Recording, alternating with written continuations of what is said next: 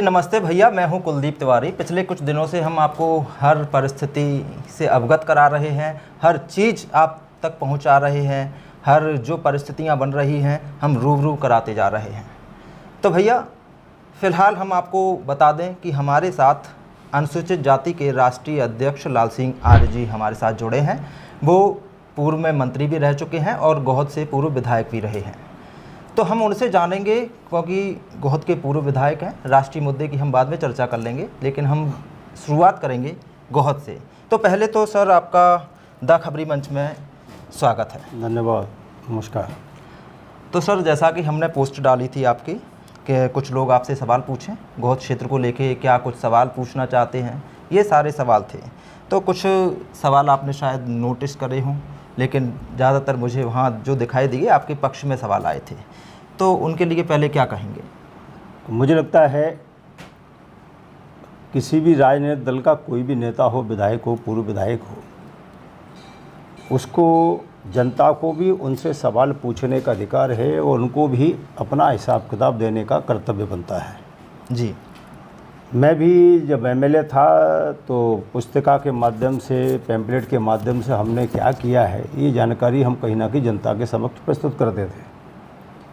जहाँ तक गोहद के मुद्दों का सवाल है, आप विषयों को बताएंगे किस मुद्दे पर मुझे बातचीत करना है, मैं उसी मुद्दे पर आपको सही और धवल पक्ष क्या है उसको रखने की कोशिश करूँगा। अच्छा, सबसे पहले हमारा सवाल ये रहेगा कि अगर आपको 10 में से अंक देने हों गोहद को, तो विकास को आप खुद कितने अंक देंगे?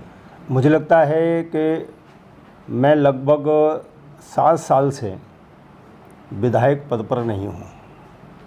उसके पहले का हिसाब अगर मुझसे पूछना चाहेंगे तो मैं एक एक हिसाब देने को तैयार हूँ, लेकिन फिर भी विधायक ना रहते हुए भी सरकार के माध्यम से इस गोहद के लिए क्या कर सकते वो हमने प्रयास किया है। मैं जब मंत्री था तो हमने 132 करोड़ की योजना सिंचाई की पेयजल की मंजूर कराई थी जी।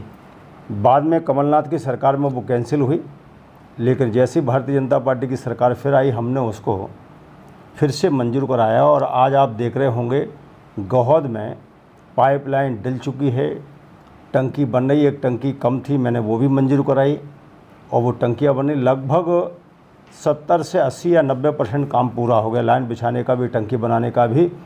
और आने वाले कुछ माह में जी, जैसा मेरा सपना था कि गोहद के 3 मंजिल तक पीने का पानी पहुँचे, हमारी जनता को परेशान नहीं होना पड़े। इसी प्रकार से माननीय मुख्यमंत्री जी मऊ आए थे दंदरुआ धाम पे। मैं विधायक नहीं था, लेकिन मुझे अवसर मिला तो मैंने उनसे आग्रह किया कि गोहद से लेकर मऊ तक ये जो रोड है ये अगर डबल चौड़ी हो जाए तो मुझे लगता है आवागमन के साधन ठीक हो जाएंगे। हमने वो भी प्रयास किया। इसी के साथ मऊ में तहसील नहीं थी, तहसील भवन भी नहीं था, कॉलेज नहीं था, कॉलेज भवन भी नहीं था, वो भी हमने कराया है। वहाँ शासकीय ऑफिस चल रहे हैं, कॉलेज भी लगातार चल रहा है। इसी प्रकार से सिंचाई परियोजना का हमारा जो लक्ष्य है, दहगांव सर्किल, मऊ सर्किल और अमाइन सर्किल को मिला के लगभग 150 गांव ऐसे हैं जिन्हें सिंचित होना है। जी, हमने 2400 करोड़ योजना मंजूर कराई थी पैसे। हमने बीच में माननीय मुख्यमंत्री आए, फिर से स्मरण कराया। मुख्यमंत्री ने आश्वासन दिया है कि उस योजना को पूरा करने के लिए, यानी किसानों के चेहरे पर खुशी आए, खेतों तक पानी पहुँचे, उस योजना को हम बजट देने का काम करेंगे। और आपने देखा होगा बीच में पुल नहीं था, गोहद में एक ही पुल था जो टूटा था, दूसरा पुल बनकर तैयार हो गया। हम नहीं विधायक रहे तब भी लगातार प्रशासन से, नगरीय प्रशासन से, हमारे बंदे के पास जो सौंदर्यीकरण होना था उसको लेकर हमने काम किया। मंडी वाली रोड है, इसका चौड़ीकरण भी कहीं ना कहीं हुआ है। तो कुल मिलाकर मालापुर नगर पंचायत है, उसकी आर्थिक स्थिति चूँकि नई है, ठीक नहीं थी, लेकिन वहाँ भी पेयजल की योजना हमने 16 करोड़ से ज़्यादा की मंजूर कराई, वो भी काम लगभग पूर्ण होने को है। भवन मंजूर हो गया, जनपद का 5 करोड़ का भवन मंजूर हो गया है। तो कुल मिलाकर एक विकास की नई श्रृंखला जो भारतीय जनता पार्टी की सरकार विकसित भारत और विकसित मध्य प्रदेश का सपना देखती है, उसमें विकसित गोहद हो जी, इसको भी हम कहीं ना कहीं पूरा करने की कोशिश कर रहे हैं। जब आप विधायक थे और आज आप विधायक नहीं हैं, तब की गोहद में और आज की गोहद में कितना अंतर है?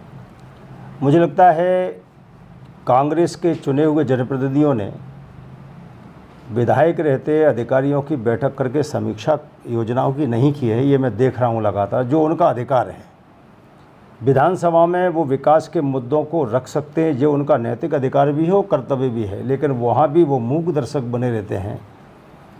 उनका करोड़ों का बजट वो कहाँ जा रहा है, इसका कोई हिसाब किताब नहीं है जी। बल्कि मैं देखता हूँ 1 लाख का गेट 5 लाख का पेमेंट होके बन रहे हैं। मुझे लगता है ये एक बहुत बड़ा घोटाला कहीं ना कहीं हो रहा है, और ये घोटाले के आरोप तो आप पर भी लगते आ रहे हैं। मैं इसका हिसाब किताब देने को तैयार हूँ। और इसी प्रकार से पिछले बार ओला पड़े थे, उस ओला पीड़ित में प्रभावित किसानों से हट के कांग्रेस के तमाम नेताओं ने ओला पीड़ित का पैसा ले लिया। उसमें वर्तमान विधायक भी हैं, उनका नाम भी उसमें है। वो तो स्पष्टीकरण दे चुके हैं। स्पष्टीकरण से क्या होता है, वो जांच में हैं और उसमें चेक निकला है, पैसा स्वीकृत हुआ है, चेक दिया गया है, चेक बुनाया गया है, यानी कि अपराध घटित हुआ है, हथियार आपके पाए जा रहे हैं, यानी कि आपने पैसा निकाल लिया। इसका मतलब यह है कि आप अपराधी हैं। बाद में आप पैसा जमा कर दो वो अलग विषय है, लेकिन आपकी खेती है ही नहीं, आपके खेत में ओला पड़े ही नहीं, फिर चेक किसने बनाया, चेक मिला क्यों, चेक बनाया क्यों गया, इसका मतलब साफ है कि वो अपराध में कहीं ना कहीं संलिप्त हैं। उन्होंने आरोप तो आप पर भी लगाए कि नगर पालिका में पूरा हस्तक्षेप आप ही का है, यहाँ उनकी प्रशासन सुन नहीं रहा है। मुझे लगता है इससे ज़्यादा लापरवाह एमएलए कौन हो सकता है, जिसकी पार्टी का खुद विधानसभा नगर पालिका अध्यक्ष बैठा है, वो हमसे कह रहे हैं कि मैं नगर पालिका चला रहा हूँ। अरे हमारे भारतीय जनता पार्टी के तो 3-4 पार्षद हैं, पूरी परिषद उनकी है, और अगर उनकी परिषद अगर मेरे इशारे पर चल रही है तो इसका मतलब है कि उनका राजनीति करने का कोई मतलब नहीं है। और उनके अध्यक्ष अगर मुझे पूछते हैं और मेरा सहयोग लेते हैं तो मैं तो प्रभु को धन्यवाद देना चाहता हूं कि विपक्ष की नगरपालिका को भी मैं मदद कर रहा हूं सत्ता पक्ष की तरफ से। शायद आपने उनका इंटरव्यू देखा हो, उन्होंने तो कहा है जो सीएमओ नगरपालिका में बैठाए गए हैं सुरेंद्र शर्मा, वो आप ही की देन है। मुझे लगता है कई आरोप लगे हुए हैं। मुझे लगता है प्रशासन का एक पद्धति होती है, वो अपने हिसाब से ट्रांसफ़र करते हैं कि कोई हमने किसी का ट्रांसफ़र नहीं कराया है। अधिकारी हैं ऊपर बड़े प्रशासनिक अधिकारी, उनको नियुक्त करते हैं। लेकिन मेरा कह रहा है कि किसी पर आरोप है तो आरोपों की सिद्ध कराओ, कौन मना कर रहा है? भाई आप तो एमएलए, विधानसभा प्रश्न पूछो, आप गड़बड़ आदमी तो धरना दो, कौन मना कर रहा है? इसका मतलब है कि आप में क्षमता ही नहीं है, आप केवल झूठे आरोप लगाने में विश्वास करते हैं, उन आरोपों को सिद्ध करने में आपका कोई विश्वास नहीं।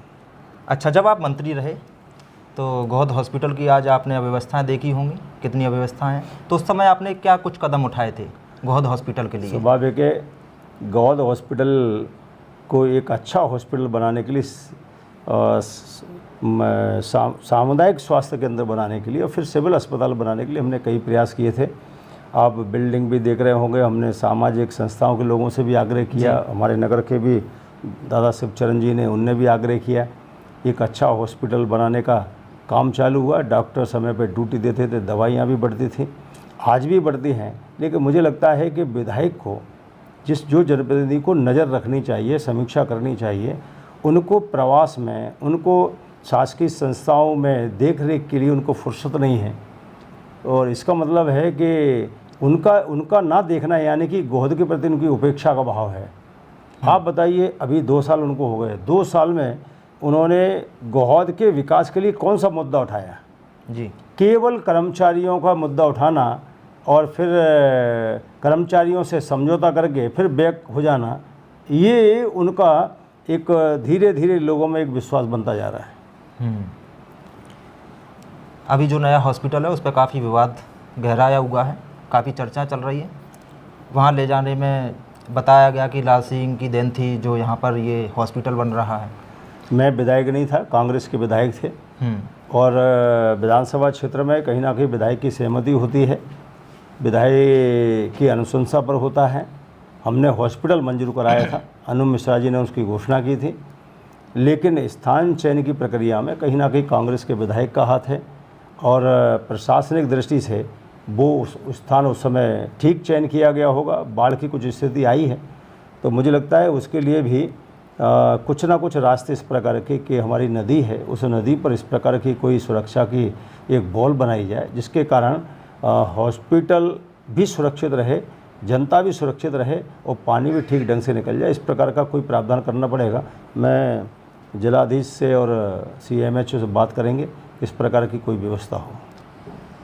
जैसे युवा है, बेरोजगार घूम रहा है, आप मंत्री थे, विधायक भी रहे, आज राष्ट्रीय अध्यक्ष हैं और सरकार आप ही की है, तो यहाँ के जो युवा हैं बाहर पलायन कर रहे हैं, उनके लिए क्या कुछ ठोस कदम उठाए आपने मंत्री रहते हुए, और आज क्या कुछ ठोस और स्थान का चयन करता है? जी, मैं देखता हूँ कि हिंदुस्तान के बहुत सारे युवाओं की क्वालिटी और योग्यता इतनी बड़ी है कि वो अमेरिका में सर्विस कर रहे हैं, इंग्लैंड में जो स्वास्थ्य व्यवस्था देख रहे हैं, यूक्रेन में भी हमारे बच्चे हैं जी, अन्य अन्य देशों में भी हैं। तो योग्यता के अनुसार युवा चयन करता है। जहाँ तक मालापुर इंडस्ट्रियल एरिया का बात है, तो मैं कह सकता हूँ कि बड़ी संख्या में हमारे गौ क्षेत्र के बच्चे अपनी योग्यता के आधार पर पदों पर कहीं ना कहीं विराजमान हैं। और हमने भी लगभग गौ क्षेत्र के 300 से 400 बच्चे हमारे पास आए हैं, उनकी योग्यता थी, हमने बात की, मैनेजमेंट से लगे हैं। और मध्य प्रदेश के माननीय मुख्यमंत्री जी ने अब तय कर दिया है कि जो भी उद्योग लगेगा जी, रोजगार परक उद्योग हो, ज़्यादा रोजगार कैसे मिले लोगों को, ऐसे उद्योगों को लगाने का काम कहीं ना कहीं हो। इस प्रकार से भर्तियां भी लगातार चल रही हैं। शिवराज जी से लेकर अभी तक आप देखिए, पहले कांग्रेस के समय में बेरोजगारों को रोजगार लेने में, नौकरी प्राप्त करने में लाखों रुपए भ्रष्टाचार में चढ़ाने पड़ते थे। आज ऑनलाइन परीक्षा होने लगी, यानी कि बेरोजगार को नौकरी मिले और परिवार आर्थिक दृष्टि से कर्ज में भी नहीं दबे। ये पारदर्शी प्रक्रिया कहीं ना कहीं सरकार भी कर रही है। तो मालापुर इंडस्ट्रियल एरिया में आप जब सर्वे करेंगे, आप जानकारी निकालेंगे, तो बड़ी संख्या में हमारे लोगों को रोज़गार मिला है। ट्रैक्टर उनके लगे हैं, दुकान उनकी है, आवास किराए पर हैं, ठेकेदारी कर रहे हैं, सप्लाई कर रहे हैं, सुरक्षा में जो एजेंसियां हैं उसमें काम कर रहे हैं, श्रमिकों पे काम कर रहे हैं, कर्मचारी अधिकारी के रूप में काम कर रहे हैं। एक बड़ी संख्या मालापुर इंडस्ट्रियल एरिया में गौ क्षेत्र के नौजवान काम कर रहे हैं और मुझे लगता है कि उसको और बढ़ाने की ज़रूरत है। अब किसानों का मुद्दा लेते हैं। किसान खाद के लिए दर दर की ठोकरें खा रहा है, परेशान हो रहा है। आपने देखा होगा नरेंद्र सिंह कुशवाहा कलेक्टर पर, किसान खाद के मुद्दे पर कलेक्टर को मुक्का दिखा रहे हैं। तो इस तरह की कई अव्यवस्थाएं देखने को मिली हैं। क्या किसान हितैषी जो सरकार बनती है भाजपा, क्या किसान हितैषी होने के नाते किसानों की समस्या उसको नहीं दिखती? मुझे लगता है किसान हित का निर्णय केवल खाद नहीं है, किसानों के सशक्तिकरण के एक नहीं कई पैमाने हैं जिस पर नरेंद्र मोदी जी की सरकार और मोहन यादव जी की सरकार काम कर रही है। ये नंबर 1, किसान को बिजली मिलना चाहिए, तो मध्य प्रदेश में 24 घंटे बिजली मिल रही, किसान को 10 से 12 घंटे मिलना चाहिए, मिल रही है। किसान को अच्छी रोडें मिलना चाहिए, मिल रही है। किसान को मंडी में उपलब्धता अच्छी होनी चाहिए, मिल रही है। किसान को बैंक से कर्ज मिलना चाहिए, समय पर मिल रहा है। किसान को 6,000 रुपये की राशि समय पर मिल रही, बीज है समय पर मिल रहा है। खाद की कुछ कमजोरी अभी बीच में आई थी, लेकिन वो 7-8 दिन का एक वो था। और कभी कभी मुझे लगता है ऐसा भी होता है कि जैसे हमारे मऊ क्षेत्र में अभी भी महीने भर खेती नहीं होना है, लेकिन लोगों ने कहा खाद ले लीजिए। हाँ। तो कहीं ना कहीं ऐसा एक मैसेज चला जाता है कि खाद कम है तो भीड़ बढ़ती है, लेकिन प्रशासन ने बहुत सफलतापूर्वक उसको हैंडल किया है और अब खाद की किसी प्रकार की कोई लाइन नहीं होने का नहीं है, ना कोई झगड़ा है, ना कोई आंदोलन है। और मैं जब होता था विधायक मंत्री, मैं 3 महीने पहले ही खाद एडवांस मंगा के रखता था और हम लाइन भी नहीं लगने देते, किसानों को खाद पहुंचता था। आज भी खाद की पर्याप्त मात्रा है और लोगों को मिल रहा है। लोग अधिक लेना चाहते हैं तो स्वाभाविक प्रशासन की व्यवस्था करता है कि एक पार्ट अभी, दूसरा पार्ट फिर, ऐसे करके ले लें। तो मुझे लग रहा है खाद की पर्याप्तता है और किसान हित सरकार के लिए प्राथमिकता है। किसानों का सशक्तिकरण ये सरकार की कहीं ना कहीं मंशा है। पहले तो जो क्षेत्र की जनता है, एक सवाल हम बीच में एक डाल रहे हैं कि क्षेत्र की जनता है वो संशय में है कि लाल सिंह आर्य आने वाले दिनों में चुनाव लड़ेंगे या नहीं लड़ेंगे। मुझे लगता है मेरी पार्टी में कौन लड़ेगा कौन नहीं लड़ेगा ये खुद व्यक्ति तय नहीं करता है, संगठन तय करता है। और इसलिए मैं लड़ूंगा नहीं लड़ूंगा ये पार्टी तय करेगी। जहाँ तक क्षेत्र में संपर्क का मामला है तो स्वाभाविक है 30 साल से मैं यहाँ राजनीति कर रहा हूँ। यहाँ की जनता ने मुझे प्यार दिया है, स्नेह दिया है, सम्मान दिया है, मुझे विधायक बनाया है, मंत्री बनाया, और आज जहाँ बैठे हैं कहीं ना कहीं उसमें गौद और भिंड की जनता का और संगठन के नेताओं का आशीर्वाद है। तो आज मैं जो आता हूँ उसके पीछे भाव चुनाव लड़ने का नहीं है, बल्कि जनता की समस्याओं का निदान कैसे हो। कुछ विकास कार्य के मुद्दों पर भले ही हम एक्स MLA एक्स मंत्री हैं, हम फिर भी अधिकारियों से बात करके उन समस्याओं का समाधान कैसे करें। यहाँ के सांस्कृतिक धार्मिक कार्यक्रम हो रहे हैं, उनमें हम शरीक होकर जनता के सुख दुख में शामिल कैसे हों। ग्रामीण क्षेत्र में कोई किसी के घर में दुख की छड़ी है तो हम उस समय उस क्षण में कैसे उसके सहभागी बने, संवेदनाएं कैसे प्रकट कर पाएँ। इस प्रकार के हम लगातार संपर्क करते हैं। वो चुनाव की दृष्टि से नहीं, हमारे अंदर एक संस्कार है, वो है प्रवास का, लोगों से सतत संवाद का, लोगों को जोड़ने का, वो हम निरंतर गोहद में करते रहते हैं। जी, जैसा कि शिक्षा के क्षेत्र में हम चलते हैं, शिक्षा के क्षेत्र में कई स्कूलों में तो शिक्षक नहीं हैं। दूसरा, जो छोटे बच्चे हैं वो उनके लिए बेंच की व्यवस्था नहीं है। आपने मंत्री रहते हुए उनके लिए क्या कदम उठाए थे? अगर आने वाले दिनों में आपको मौका मिलता है तो आप क्या कदम उठाने वाले हैं? मुझे लगता है शिक्षा में एक आमूलचूल परिवर्तन ये नरेंद्र मोदी जी की सरकार और मोहन यादव जी की सरकार कर रही है। देखो, देश की सत्ता पर 60 साल कांग्रेस सरकार में रही, मध्य प्रदेश में 45 साल सरकार रही। चाहते तो हर स्कूल में टाट पट्टी की जगह बेंच हो जाती है, कुर्सी हो जाती है, लेकिन उन्हें ध्यान नहीं दिया। भारतीय जनता पार्टी की सरकार है, ये लगातार इस पर फोकस कर रही है कि हर स्कूल में, हर कॉलेज में बच्चों को बैठने की पर्याप्त व्यवस्था हो, लाइब्रेरी की अच्छी व्यवस्था हो, कुछ टेस्ट करते हैं तो उनकी अच्छी व्यवस्था हो, अच्छे भवन हो। अब देखो आप, कौन कल्पना करता था कि CM राज जैसे विद्यालय, ऐसा लगता है जैसे कोई यूनिवर्सिटी तैयार की जा रही है। इसके पीछे भवन तैयार करना नहीं है, बल्कि बच्चों की समस्याओं का निदान करना है। एक अच्छी शिक्षा, एक गुणवत्तापूर्ण शिक्षा और व्यवस्थित शिक्षा ये कैसे मिल सके, इसके प्रयास मध्य प्रदेश भाजपा की सरकार भी कर रही है और केंद्र की सरकार भी कर रही है। और हमने भी उस समय पूरे गोहद विधानसभा क्षेत्र में शायद 1-2 इंटर स्कूल होते थे। जी, आप देख लीजिए, हमने खनेता भी इंटर करा लिया, शेरपुर भी इंटर करा लिया, बाराहेड़ भी इंटर करा लिया, अंधियारी भी इंटर करा लिया। हाई स्कूल भगवासा जैसे गांव में, बिड़खरी जैसे गांव में हाई स्कूल नहीं होते थे, करा दिया। चंदोखर जैसे बड़े गांव में हाई स्कूल करा दिया। पेपाड़ी में हाई स्कूल आने वाला है। हमने फिर से तुगेड़ा में हाई स्कूल दिया है, मंत्री से आग्रह किया है। नौनेरा में हमने आग्रह किया है। इंटर रायतपुरा हो गया।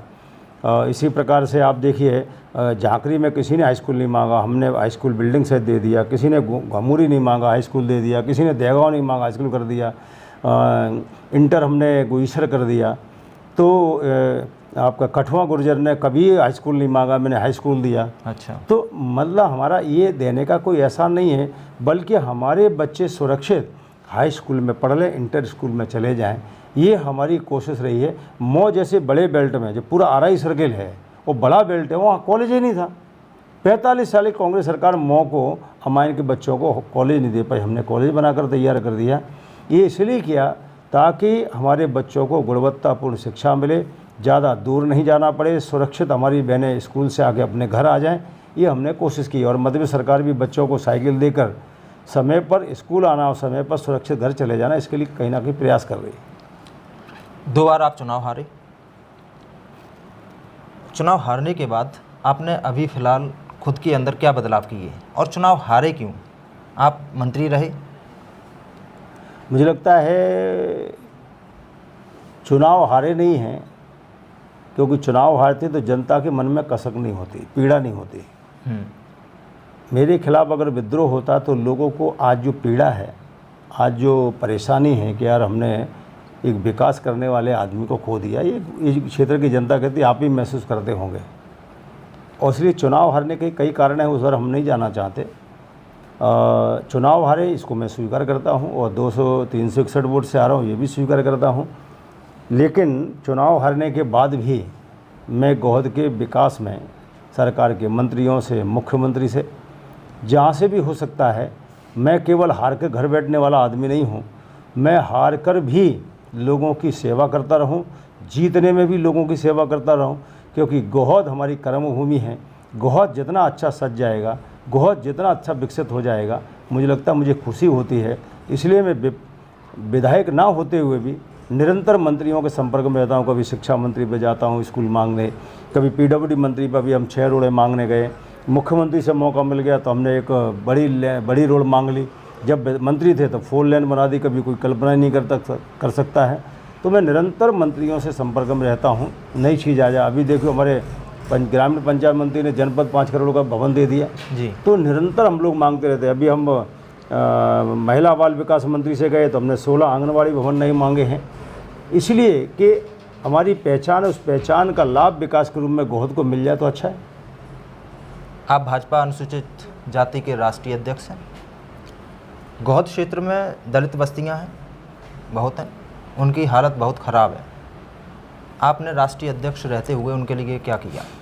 मैं अनुसूचित जाति मोर्चा के अध्यक्ष के बाद जब मंत्री बना तो गोहद विधानसभा क्षेत्र में अनुसूचित जाति की बहुत बस्तियां हैं, छोटे छोटे गांव हैं, वहाँ कोई भवन नहीं होता था। हमने 87 भवन देने का काम किया। डॉक्टर अंबेडकर मंगल भवन, ये 10 लाख का, पहले कांग्रेस सरकार में 3-4 लाख रुपए मिलते थे, 87 गाँव दिए जी।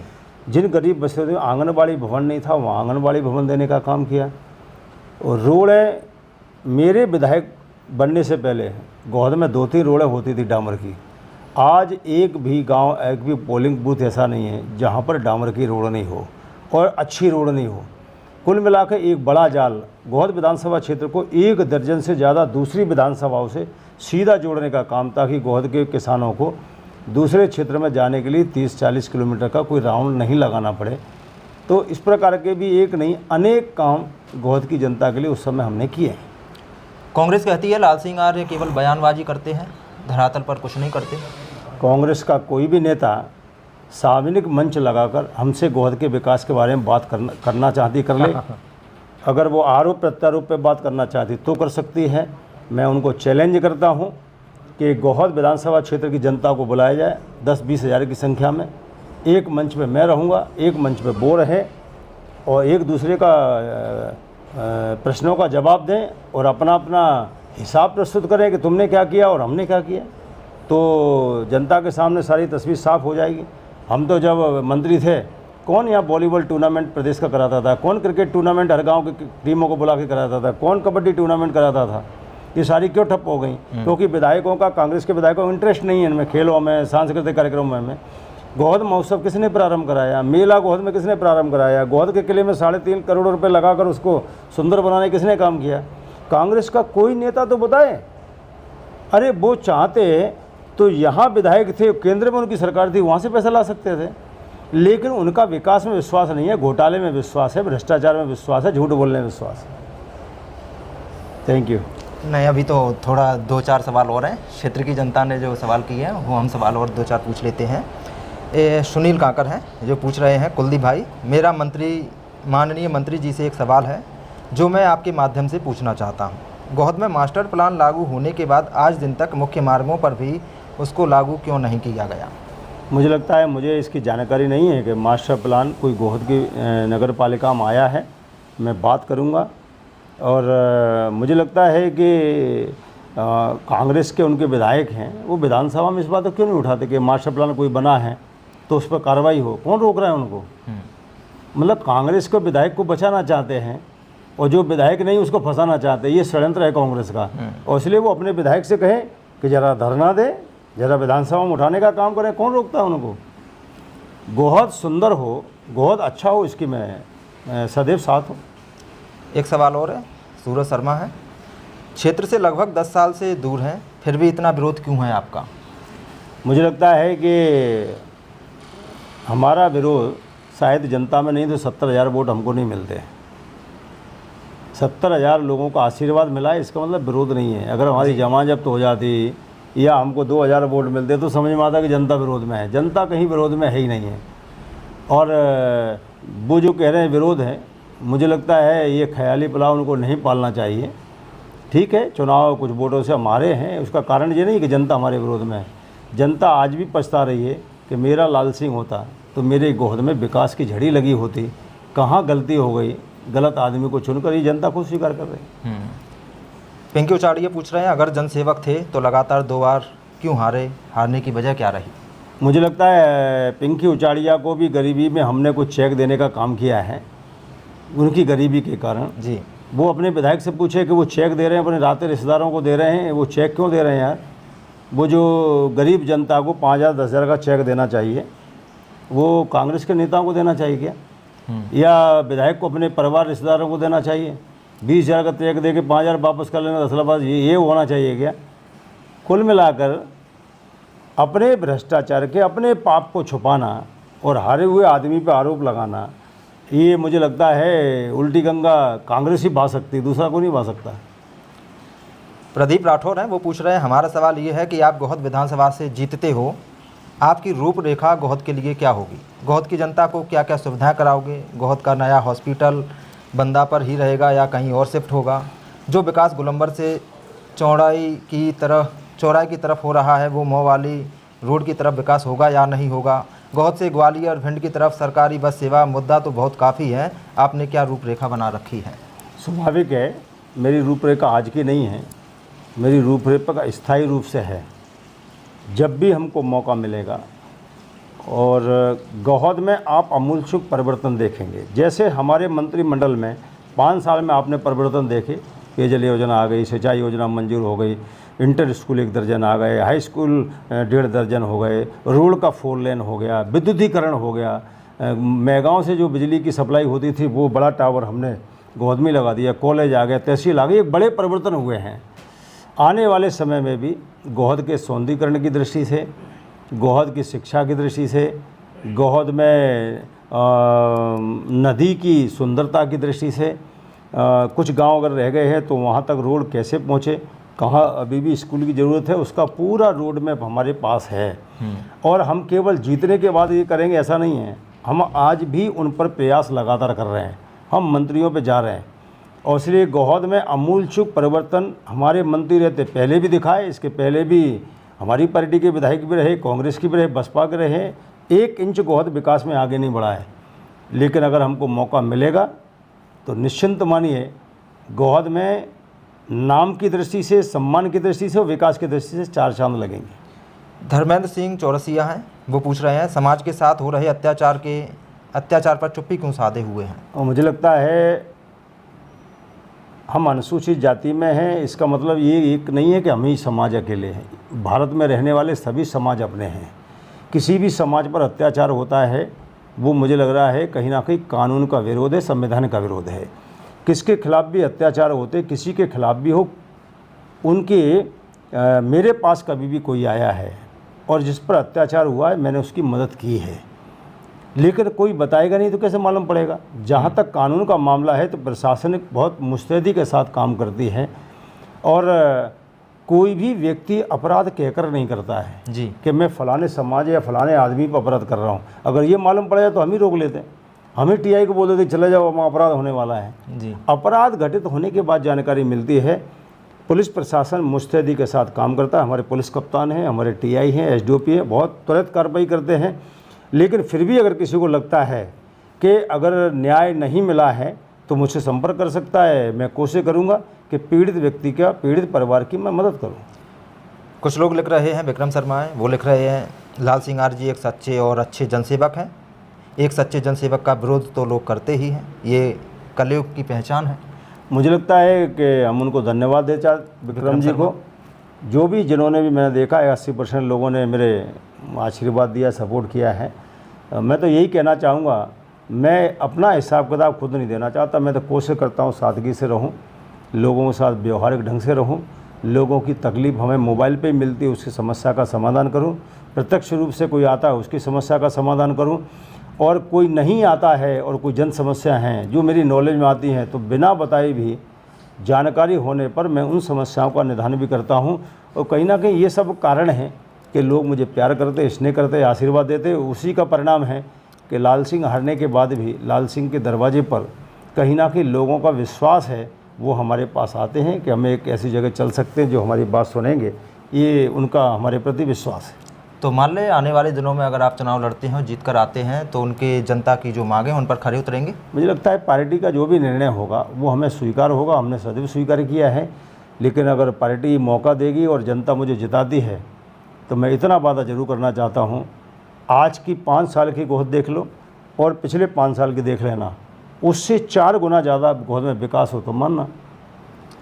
जी बहुत बहुत धन्यवाद हमसे जुड़ने के लिए। आपने काफ़ी बेबाकी से हमारे सवालों के जवाब दिए। फिलहाल के लिए इतना ही। अगर भैया आप लोगों के पास कोई और सवाल हो तो भैया चूक मत जाना, भेज दीजिए, हम ज़रूर आपके सवाल पूछेंगे। फिलहाल के लिए नमस्कार।